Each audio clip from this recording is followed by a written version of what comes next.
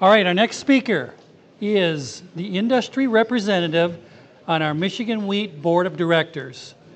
We had the pleasure of touring the expansion of King Milling in Lowell at our board meeting last summer.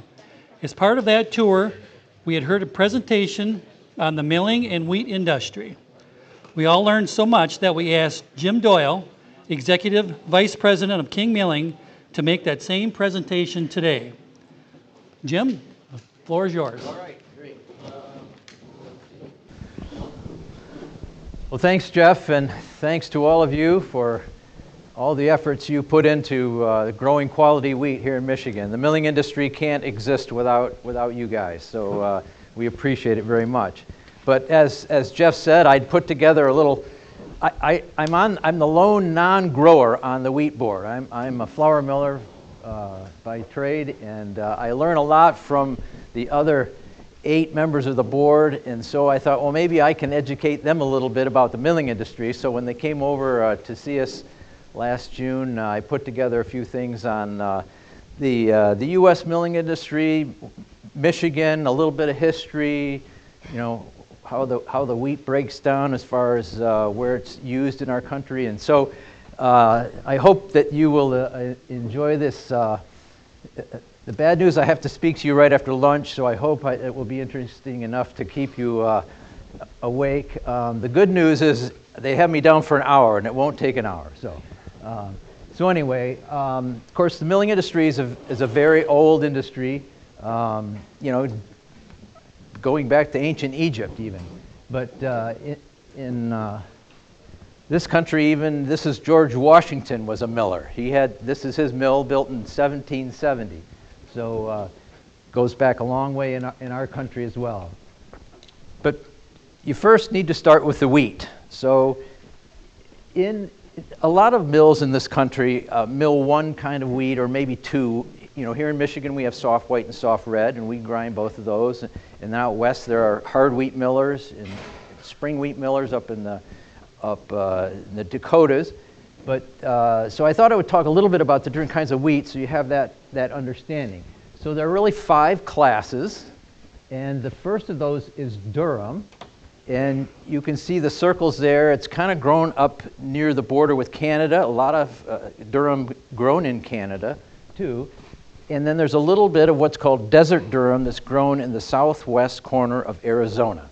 And it's wheat that is used by millers that would mill it into semolina, which is a granular sort of flour, and then that gets produced into pasta.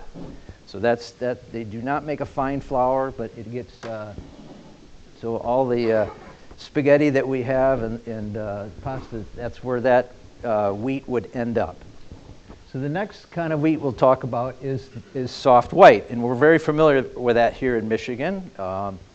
Michigan's a pretty sizable grower of soft white wheat. You don't see too many green dots up in Michigan there, but up in the thumb area they do show a few. But then there's some white wheat grown in the center of the country. It's a hard white. Just a little bit higher. When we say hard too, it's generally higher in protein. So, and then there's white wheat grown in the Pacific Northwest. So, white wheat we know, especially here in Michigan, it's used in the cereal industry, bran flakes, and white wheat is prized for its color and its flavor. It's a lighter color, and it makes for in the cereal industry they call it the bowl appearance. In other words, it's appetizing to look at. It's not a real dark brown or something. So that's a frosted mini wheat cereal. And then graham crackers. It's used widely in most sort of whole wheat sweet good products. And then we'll talk about white wheat up in the Pacific Northwest. It's also a soft white wheat. They grow in that Pacific Northwest region 7 times as much wheat as we would produce here in Michigan. It's a very large crop, and 90% of it is exported to the Far East, to the Asian countries. And it's prized for steam buns. I missed a slide here. And noodles.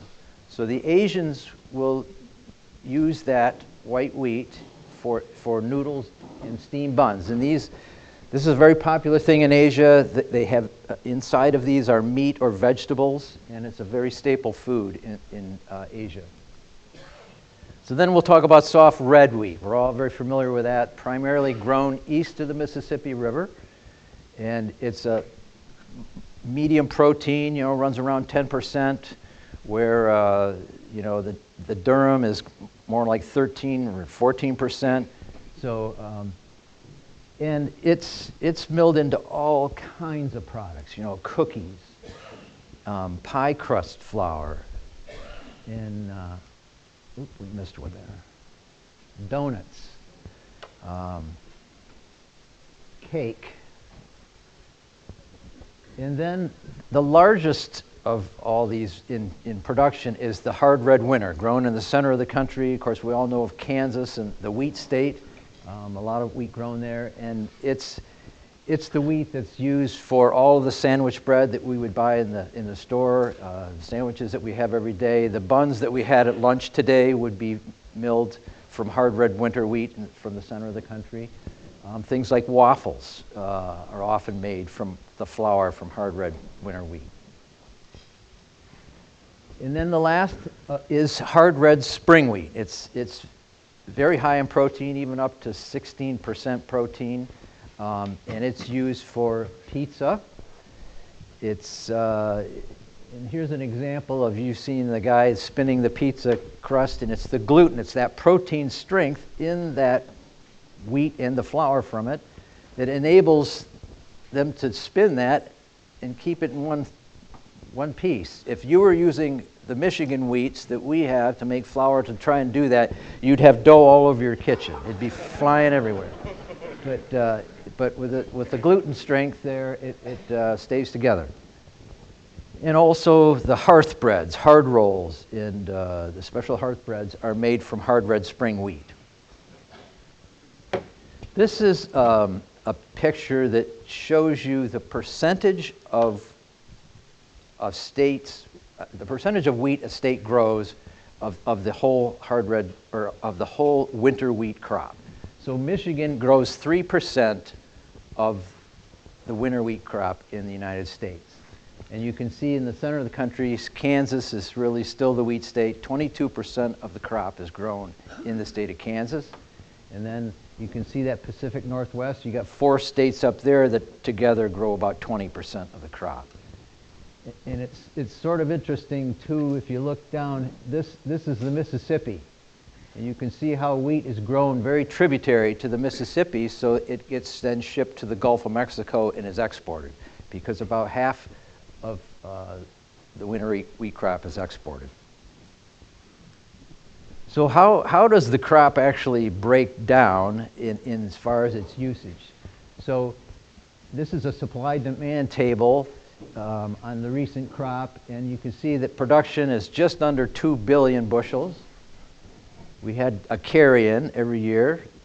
That was 688, and then there's wheat imported, particularly from Canada. We bring in spring wheat, we bring in durum wheat into the country.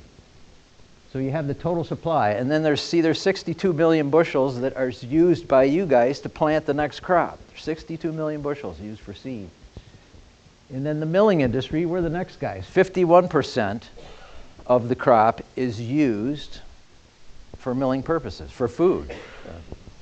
And then about 5% of it gets fed to animals, typically maybe the lower quality wheat that isn't good enough for human consumption. And so you have total use of a 1.1 billion. And then we're going to export about 43%. At one time it was 50 or more, but it's been declining a little bit on the export side.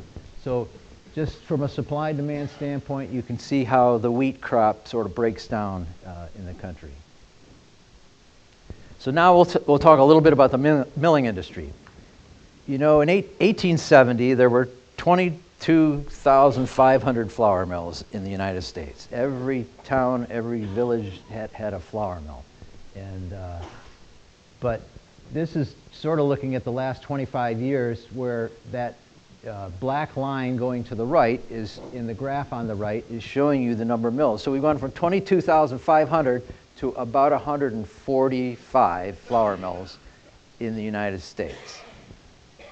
But at the same time, the production of those mills, which is shown by the bars and the left-hand graph, is increasing.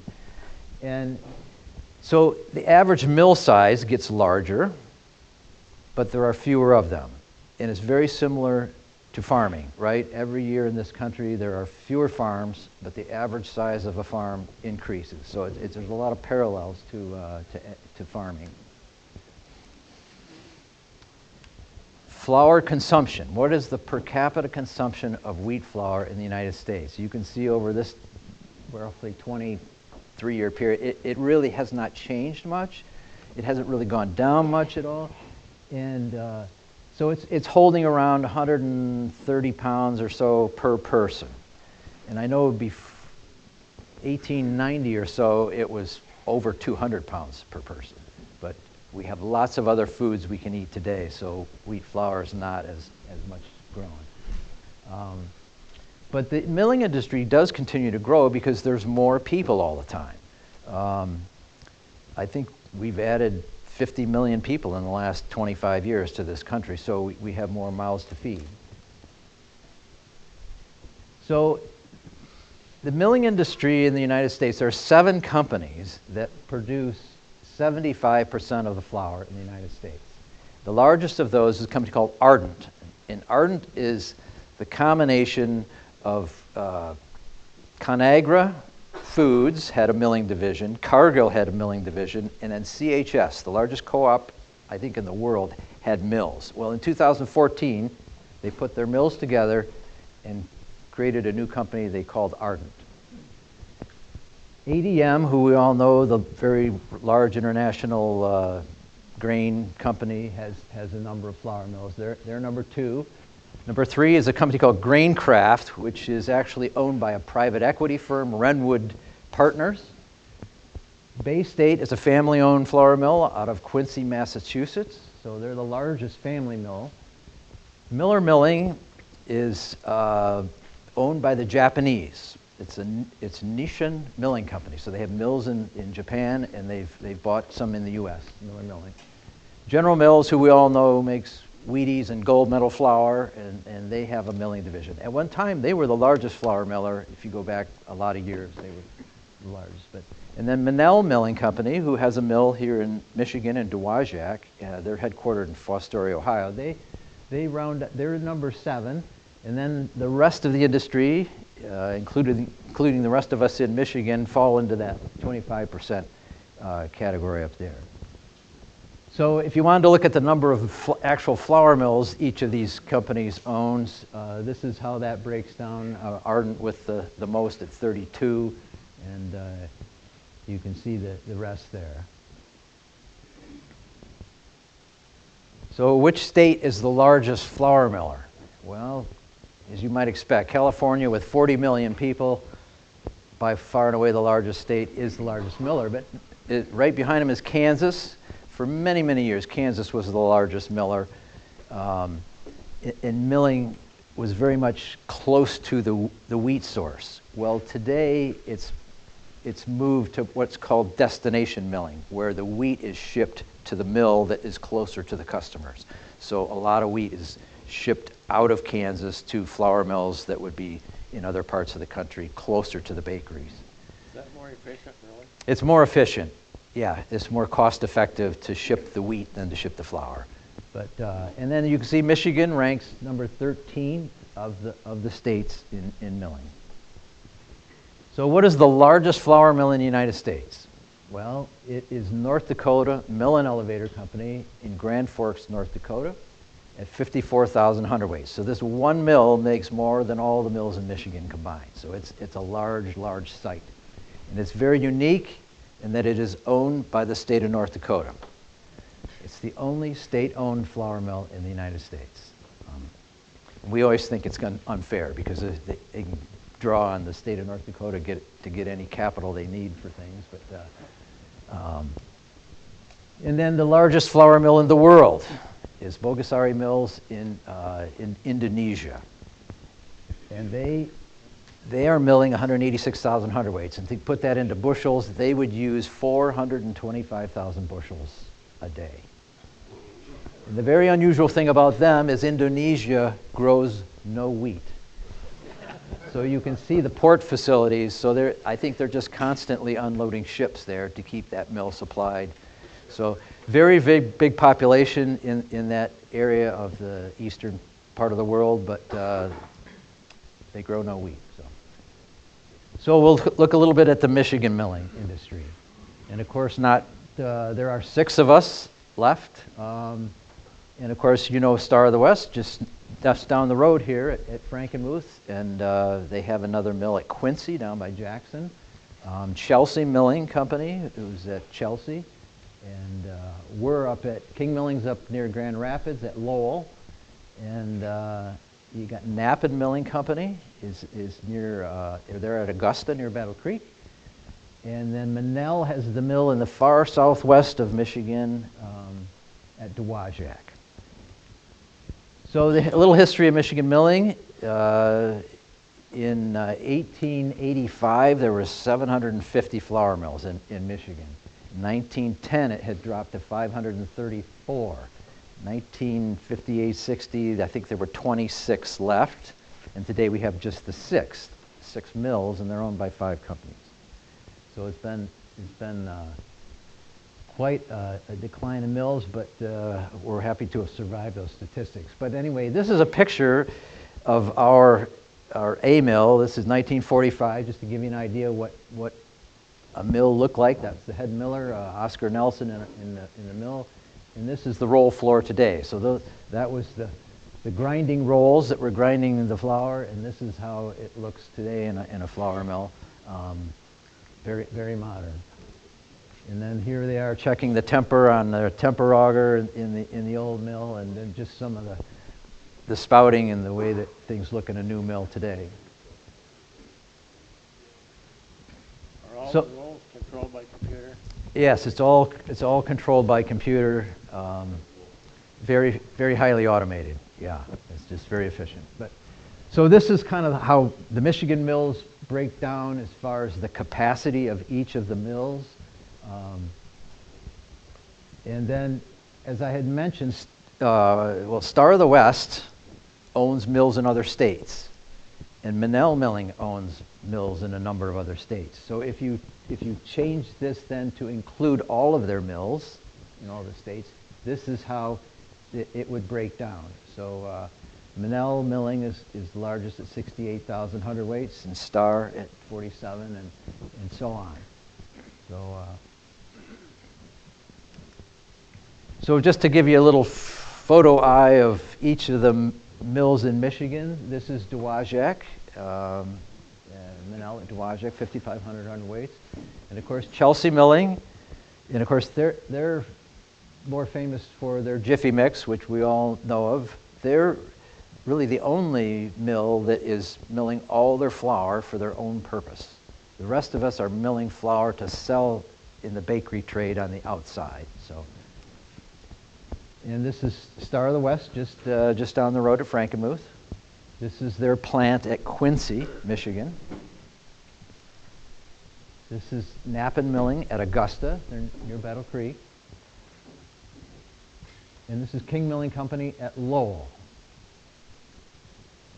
So who are some of the partners that we look at in the flour milling industry? We have our National Trade Association in Washington, D.C., the North American Millers Association. So this is just from their website, but there's where our lobbyists are. If FDA or OSHA or somebody's trying to create something that's going to be just totally burdensome for us, they can at least go to bat. I think 98% of the milling industry in this country belongs to the North American Millers Association. They even have a lot of Canadian members that belong to the North American Millers Association. And one thing that came about a little bit ago, traceability, right? FDA has enforced new traceability standards, and the idea was, if you go to the grocery store and you buy, lettuce or spinach or whatever, you can look in the package and it tells you You can, or maybe there's a QR code and you can click on that. It would tell you what field it was grown in California or whatever. I mean, so they wanted the milling industry to do that too. So if you took the loaf of bread off the shelf, you could click it and tell you what. Well, you and I all know that it's impossible. We have 500,000 bushel bins. Some of the elevators supplying us have 500,000 bushel bins. There's no way any of us know where the wheat was actually grown. But you had to explain that all to FDA because they were ready to say, no, you got to do this. So that's where you have to have your lobbyists there to get the message across. So another trade association that we rely on in our milling industry is the International Association of Operative Millers. And this is more on the equipment side. They have a trade show that occurs once a year in the country with all the milling equipment. There are 70 different countries that belong to this association. They have 800 to 1,000 people that will come to this trade show, and it's where we learn a lot about new technologies. So it's very important to us. The American Bakers Association, and they say the voice of the baking industry. It's a very big firm in Washington that represents the baking industry. And then, of course, here in Michigan, we have the Michigan Millers Association, which was established in 1865. And our reason for being is very much like the Michigan Wheat Program. We're trying to fund wheat research. We're trying to make sure that quality is one of the parameters that is taken into account for developing and then breeding wheats. And so we support Michigan State, both the wheat breeding and the food side of the university as well. So it's very important to us. And this is a picture of the Michigan Millers meeting in 1969. And in this picture are all the millers from almost today in here, because the Holmes brothers that owns Chelsea Milling, Howard and Dudley Holmes are in the picture. My father and my uncle are in the picture. Dick Kraft from Star of the West, longtime manager of Star of the West. Chuck Knappen from Knappen Milling Company is in the picture. Don Manell from Manell Milling Company is in the picture. And even I was in the picture as a 10-year-old. I wasn't president that year, but I was. You were present. I was present, but not president. Yeah. So I think I've been coming to the meetings for 55 years. So that gives my age away. But and of course we feel great about participating in the Yen program the Millers do, and we've seen tremendous growth in that, and do what we can to help make that continued success. And then what are some of the issues too? Jody had asked me to touch on that. Of course, sustainability is one that is a very big issue. We see it come from several of our customers. Of course, a lot of them are Fortune 500 food companies, and they're hearing from consumer groups and so on the sustainability. And of course, we're trying to be as sustainable, and you all as well. One of the issues is, of course, defining what sustainability really means, because you can see different things come from different customers, and so I think it's still going to take time to define what that needs to be. But sustainability is certainly an issue. Genetics, GMO, right? Just recently, this BioSeries corporation has had approval by USDA of a genetically modified wheat, and it's drought tolerant. That's its forte, is it can withstand very dry conditions.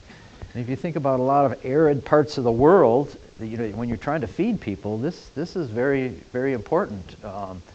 We'll see what happens. They think it's still maybe 5 years away or so in this country, and as I understand it, there are others that are now starting to maybe introduce other genetically modified wheats. But for years and years, we've had customers come, they have a whole survey of things they want us to fill out, and they always ask about, well, is the product genetically modified? And we would always check the box, no, Well, now it might change, and a lot of these food companies are having to think very seriously about what their position is going to be on genetic modification, because it looks like it's coming. And part of the problem, too, is, as I mentioned earlier, 50% of the wheat grown in the United States more or less is exported. Well, a lot of our export partners, the Europeans, the Japanese, the Asian, they don't like genetic modification. So how do you handle that part of it, too? So, and then, of course, Chuck Lipstrew was talking about tariffs, and none of us know what's going to happen on tariffs. But you know, our three largest agricultural trading partners are China, Canada, and Mexico. So, you know, what's going to happen on that front, we don't know. But our North American Millers Association is, you know, front and center on trying to deal with that. Gluten-free. It's something we've, you know, seen grow over a number of years. Well, a study was just recently done that showed a lot of gluten-free products are not so good for you. They're lower in protein, they're higher in sugar, they're more expensive, and certainly if you're celiac, you should be avoiding gluten. But if you're avoiding it because your yoga instructor said, you know, you should, then maybe it's not a good idea, because it's really not as healthful. So that was something we like to see. And then, of course, this is Robert Kennedy Jr., who has been appointed the Secretary of U.S. Health, right? And he's got a lot of new ideas, a lot of things that could affect us as an industry. I know glyphosate has been a big issue for us. We've seen it come from customers. I think it's calmed down a lot from what we've seen. But then I was reading this statement where, you know, Kennedy made a lot of comments about glyphosate causing a lot of other problems. So we'll see what happens. And this is one that's just sort of, you're just starting to hear about it. And I don't know if any of you have heard about ultra-processed foods, UPF, ultra-processed foods. And, you know,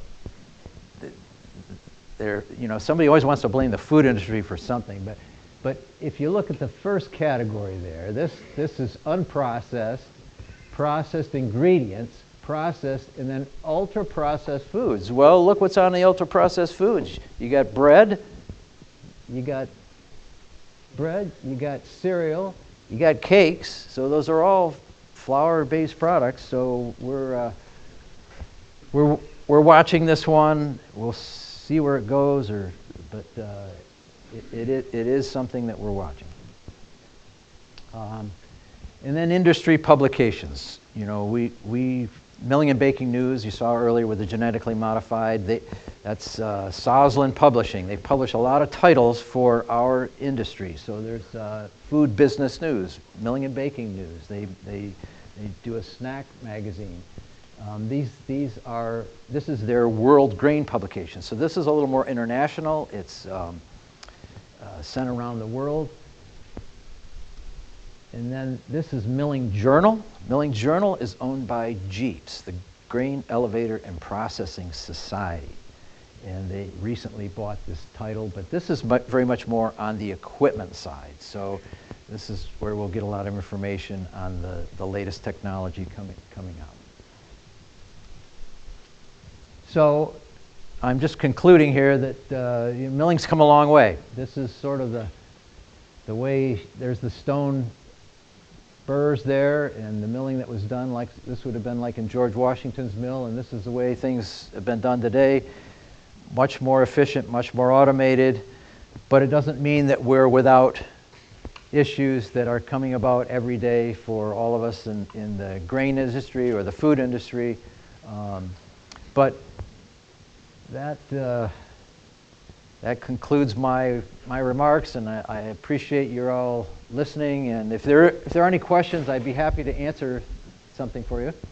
Yes, Mark. Do you blend any of your flours? So in the UK, our bread making, we produce hard white wheat for our bread making, but for some of it, we have to import the the spring red wheat and that to mix with that flour, just to give it, like you were saying with the pizza and that extra. Right.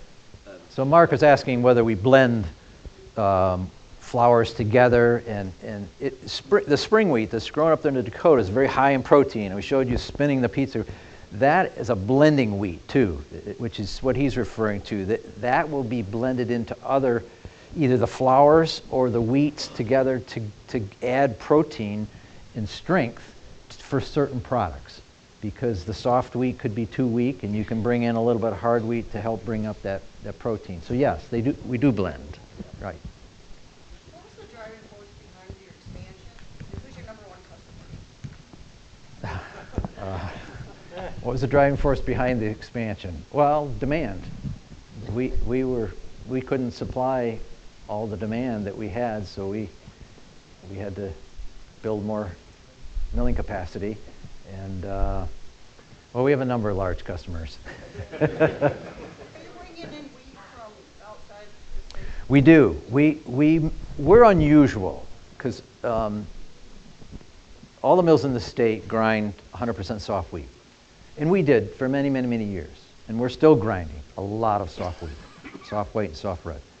But we're bringing in hard wheats by rail from the west, hard red winter, hard red spring, that we mill into bread flours that are supplied to the baking industry. So, yes. You are basically the only Michigan mill that does destination milk. Right, yeah. We do. Yeah, so we have to keep those all straight because we got 4 classes of wheat we got to deal with. But yes. Yes. You talked about GMO wheat. Whenever that comes down the road, do you anticipate segregating? Because you said you can't, put it all into one bin and kind of keep it separate. So are you going to have one mill for GMO and one, and you think what your sales, are you going to segregate your sales in?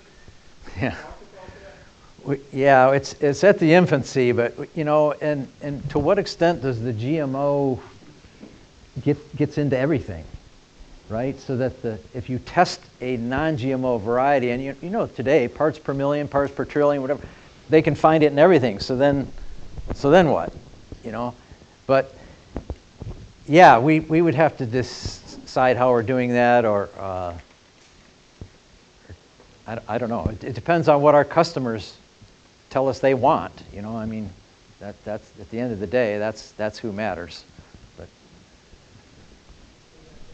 oh yes. How about organic? Yes, organic wheat. We were certified organic for many years, and we did that. I can tell you stories about it. The first load of organic wheat, because that's been my job since I came back from MSU in 1982, is buying the grain. But first load of organic wheat we bought, we rejected, which we don't like to ever do that. But the quality was not good. It was not good. And I guess I'm not sure who all is organic. Todd, are you guys organic? Okay, because so there's a little bit of organic milling. We do not do it anymore. There's demand there. We didn't see it as a strong enough demand. We couldn't develop enough business to warrant the work that you have to do to separate it all and keep it straight and do the clean outs in the mill before you go back onto organic and all those. We just couldn't make it work. Yeah, it was more of a hassle than it was worth for us. But anyway. How does test weight affect your milling quality? Test weight affects the milling quality? I don't think it affects the quality. It's just the amount of flour maybe that's there per unit of volume is less. If we had to mill a really low test weight wheat on the mill, we'd probably get less flour from each bushel. But Any more questions? Okay. Thank you, Jim. yeah.